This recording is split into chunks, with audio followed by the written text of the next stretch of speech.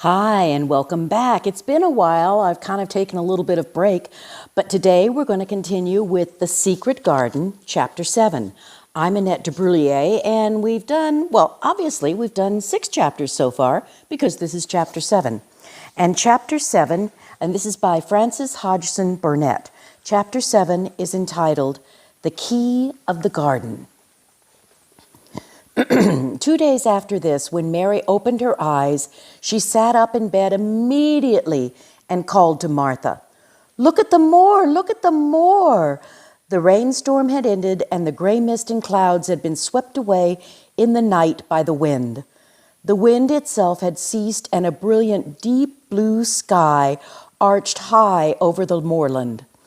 Never, never had Mary dreamed of a sky so blue. In India, skies were hot and blazing. This was a kind of deep, cool blue which seemed to almost sparkle, like the waters of some lovely bottomless lake, and here and there, high in the arched blueness, floated small clouds of snow-white fleece. The far-reaching world of the moor itself looked softly blue instead of gloomy purple-black or awful dreary grey. "Aye," said Martha with a cheerful grin. "The storm will be over a bit. It does like this time of year. It goes off at the night like it's pretending it never had been and never will come again. That's though springtime's on its way. It's a long way off, but it's coming." "I thought perhaps it always rained or looked dark in England," Mary said. "Eh, now," Martha said, sitting on her heels on the heels among the black lead brushes. "Now that was so." "What does that mean?" asked Mary seriously. In India, the natives spoke difficult dialects which only a few people understood, so she was not surprised when Martha used words she did not know. Martha laughed as she had done that first morning. There now, I've been talking broad Yorkshire again, like Mrs. Medlock said I mustn't. Now, I thought it sort of means nothing of the sort, slowly and carefully. But it takes a long way to say it. Yorkshire's the sunniest place on earth when it is sunny. I thought they like the moor a bit after the just wait till you see it golden bloom in blossoms and the broom and the heather flower and all the purple bells and hundreds of butterflies fluttering about and bees humming and skylarks soaring up and singing, and you'll want to go on and see the sunrise and live out on it like all day long, like Dickens does." "Could I ever get there?" asked Mary wistfully, looking through her window at the far-off blue. It was so new and big and wonderful and such a heavenly color. "I don't know," answered Martha. "That's just that legs since they were born, it seems to me. That couldn't walk for a mile. It's 4 miles to our cottage." "I should like to see your cottage." Martha stared at her a moment curiously before she took up her polishing brush and began to rub the grate again. She was thinking that the small, plain face did not look quite as sour as this moment as it had done in the first morning she saw it. It looked just a trifle little like Susan Ann's when she wanted something very much. "I'll ask me mother about it," she said. "She's one of them that nearly always sees a way to do things. It's my day out today, and I'm going home.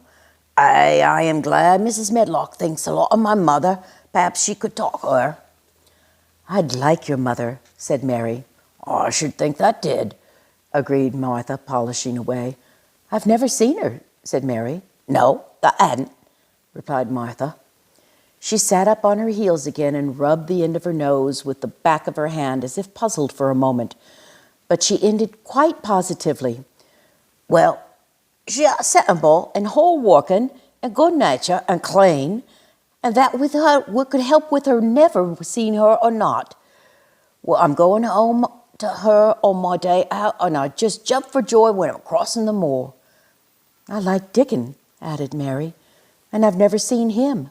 "Well," said Martha stoutly, "I told thee that the very birds like him, and the rabbits and the sheep and the pony and the foxes themselves.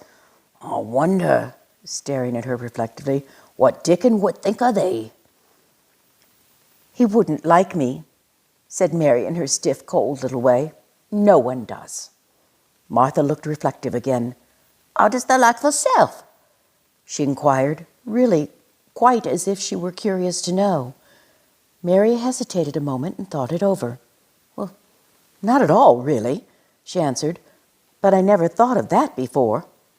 Martha grinned a little as if she at some homely recollection. "I said that once to me," she said. "She was at her wash tub and I was in a bad temper and talking ill of folk, and she turns around on me and says, 'Thou young vixen, thou, if thou stand there saying that, does one that doesn't like one, does thou like thyself?' It made me laugh, and it brought me to my senses in a minute," thought Mary. She went away in high spirits as soon as she had given Mary her breakfast. She was going to walk 5 miles across the moor to the cottage, and she was going to help her mother with the washing and do the week's baking and enjoy herself thoroughly. Mary felt lonelier than ever when she knew that Martha was no longer in the house. She went out into the garden as quickly as possible, and the first thing she did was run around the fountain in the flower garden 10 times. She counted the times carefully, and when she had finished, she felt better spirits. The sunshine made the whole place look different. The high, deep blue sky arched over Misselthwaite as well as over the moor, and she kept lifting her face and looking up into it and trying to imagine what it would be like to lie down on one of the little snow-white clouds and float about. She went into the first kitchen garden and found Ben Weatherstaff there working with 2 other gardeners. The change in the weather seemed to have done him good. He spoke to her like one of his own accord. "Springtime coming," he said. "Can't thou smell it?" Mary sniffed and she thought, "I smell something nice and fresh and damp," she said. "That's a good rich earth," he answered, digging away. "It's a good humor making ready to grow things. It's glad when plenty time comes. It's dull in the winter when it's got nut to go. In the flower gardens out there, they'll be stirring down below the dock. The sun's warming 'em. You see bits of green spikes sticking out and the black earth a bit." "What will they be?" asked Mary. "Crocus, on snowdrop, on daffodil lilies. Thou hast never seen them?" "No, everything is hot and wet and green after the rains in India," said Mary. "And I think things grow up in the night." "These don't grow all night," said Weatherstaff. "They'll have to wait for 'em. They'll poke up a little bit higher and push a spike out more there and uncurl a leaf this day and another that. You watch 'em." "I'm going to," answered Mary. Very soon she heard the soft, rustling flight of wings again, and she knew at once that the robin had come again. He was very pert and lively and hopped about so close to her feet and put his head to one side and looked at her so slyly that she asked Ben Weatherstaff a question. "Do you think he remembers me?" "Remembers, eh?" said Weatherstaff indignantly. "He knows every cabbage stump in the garden, let alone people. He never seen a little wench here before. He's been on fiddling, finding out all about thee. That's no need to try hide anything from him." "Are things stirring down below dark in that garden where he lives?" Mary inquired. "What garden?" grunted Weatherstaff, becoming surly again. "The one where the old rose trees are." She could not help asking because she wanted so much to know. "Are all the flowers dead, and so do some of them come again in the summer? Are there ever any roses?" "Ask him," said Ben Weatherstaff, hunching his shoulders over toward the robin. "He's the old one knows. No one else been inside there for 10 years. 10 years was a long time, Mary thought. She had been born 10 years ago. She walked away slowly, thinking. She had begun to like the garden just as she had begun to like the robin and Dickon and Martha's mother. She was beginning to like Martha, too. that seemed a good many people to like when you were not used to liking anyone. She thought of the robin as one of the people. She went to her walk outside the long ivory-covered wall over which she could see the treetops, and the second time she walked up and down, the most interesting and exciting thing happened to her. It was as though it was all through Ben Weatherstaff's robin. She heard a chirp and a twitter, and when she looked at the bare flower bed at her left side, there he was hopping about and pretending to peck things out of the earth to persuade her that he had not followed her. But she knew he had followed her, and the surprise so filled her with delight that she almost trembled a little. "You do remember me," she cried out. "You do. You're prettier than anything else in the world." She chirped and talked and coaxed, and he hopped and flirted his tail and twittered. It was as if they were talking. His red waistcoat seemed like satin, and he puffed his tiny breast out and was so fine and so grand and so pretty that it really was as if he was showing her how important and like a human person a robin can be. Mistress Mary forgot that she had never been contrary in her life when he allowed her to draw closer and closer to him and bend down and talk and try to make some robin sounds. Oh, to think that he should actually let her come as close to him as that.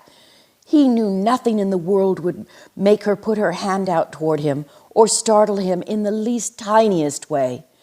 He knew it because he was a real person, only nicer than any other person in the world.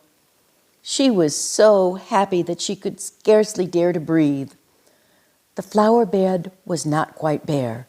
It was bare of flowers because of perennial plants had been cut down for the winter rest, but there were tall shrubs and low ones which grew together at the back of the bed, and as the robin hopped among them, she saw him hop over a small pile of freshly turned up earth. He stopped on it to look for a worm. The earth had been turned up because a dog had been trying to dig up a mole, and he had scratched quite a deep hole. Mary looked at it, not really knowing why the hole was there, and as she looked, she saw something almost buried in the newly turned soil. It was something like the rusty iron or brass, and when the robin flew up into the tree nearby, she put out her hand and picked the ring up.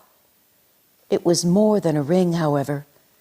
It was an old key, which looked as if it had been buried for a long time. Mistress Mary stood up and looked at it with almost frightened face as it hung from her fingers. "Perhaps it has been buried for 10 years, she said in a whisper. "Perhaps it is the key to the garden." And that is the end of chapter 7. Come back and we'll find out what the key opens up in chapter 8.